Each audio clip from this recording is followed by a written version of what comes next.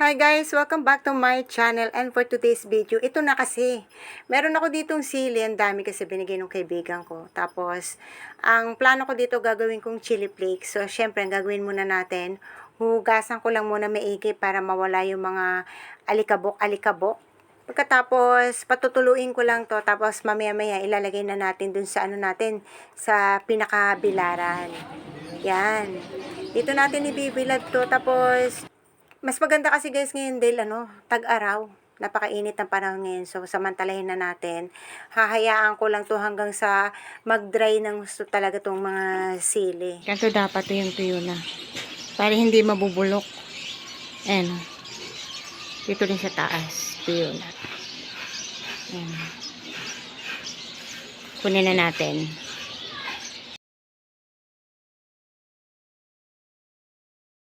Ganito na itsura pag sobrang tuyo na.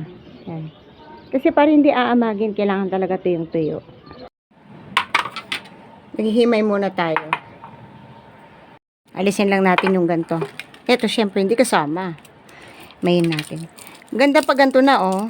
Yung talagang tuyong tuyo. Kasi pag medyo basa pa yan o sariwa pa, masisira yung natin, yung gagawin nating chili flakes. Kaya kailangan talaga pag nagpatuyo ka ng ganito, as in hayaan mong matuyo ng gusto. Medyo matagal ko rin binilad sa araw kasi nga gusto ko nga tuyong tuyo. Lisan lang natin yung mga tangkay. Pag ganitong maghihimay po kayo nito, ingat pa rin kasi maanghang pa rin kahit yung dry na sili. Maanghang pa rin, kaya naku, huwag niyong ikakapit sa balat nyo kasi maanghang pa rin talaga. Ito natin dudurugin. Gamit tayo ng blender. Yung blender ko super na to. Super tagal na po to. Talagang napaka-antique na to. Kasi blender pa to ng mama at papa ko.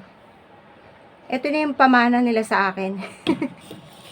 Kaya ingat na ingat ako kasi siguro mga mga 6 years younger than me. Parang ganun yata, o 5 taon lang yata ako nung binili tong blender na to. So anyway, ito yung gagamitin natin. Napaka heavy duty nitong blender ng aking mamang papa. Ibi-blender natin to. Konti lang muna. Diba? Ito may blender namin, oh. Super tagal na nanilaw na talaga.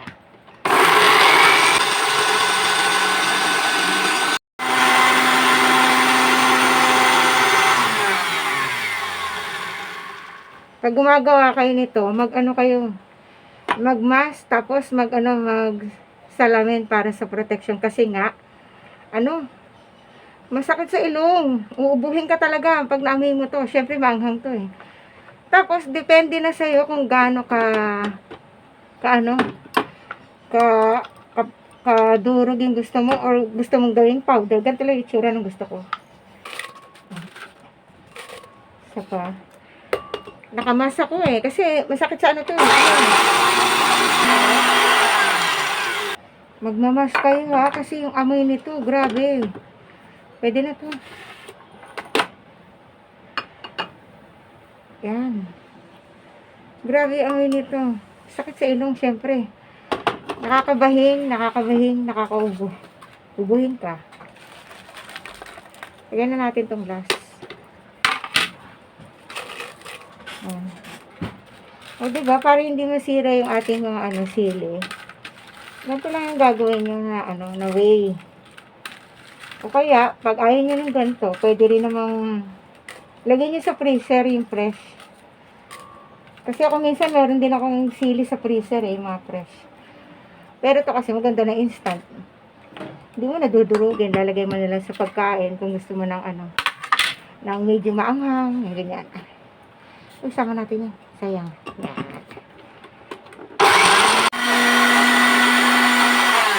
Okay. Pinakalas na to. Yan natin. Pwede na yan. Ganito na yung itsura na gusto natin. Ganyan lang. Pero pwede mo pa rin anin to, yung gusto mo yung ano, yung chili powder mismo talaga, yung as in powder. Pwede pa rin naman. Kumbaga, nasa iyo na lang yung kung gaano ka pino ba yung gusto mo. Para sa akin, okay naman na to. Tapos pagkatapos, meron tayo ditong jar.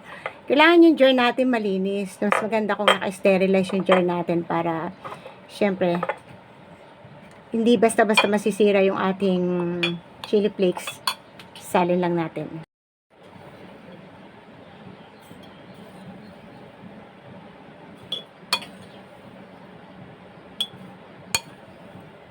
Kasi dito sa bahay, mahilig yung kids sa maanghang. Kaya, naggawa na lang ako ng ganto.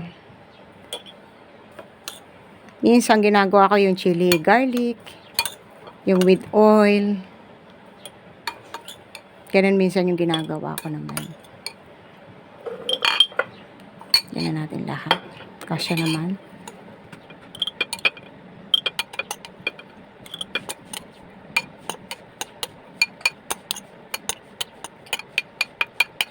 Kailangan pag nagaganto ka, nakasalamin ka. Pagsalamin ka ng mata. Kasi maanghang nga. Tapos, kailangan naka-face mask ka rin. Kasi, maamoy mo eh.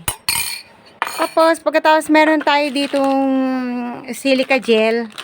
Pag bumili ka ng ganito, kailangan yung ano, yung food grade.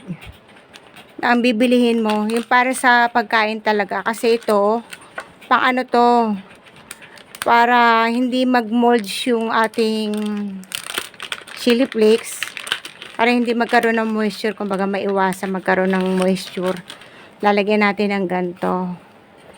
Yan, kasi ginagamit ko rin to sa ano eh, sa pag gumagawa ko ng garlic powder o kaya sa onion powder. Yun, nilalagyan ko talaga ng ganito kasi para nga hindi nagaano, hindi magmo-moist. Tapos syempre hindi magkakaroon ng ano, ng amag yung ating ginawang chili flakes. Tapos sasara natin maigi. Yan, yan, meron na tayong chili flakes. Yan.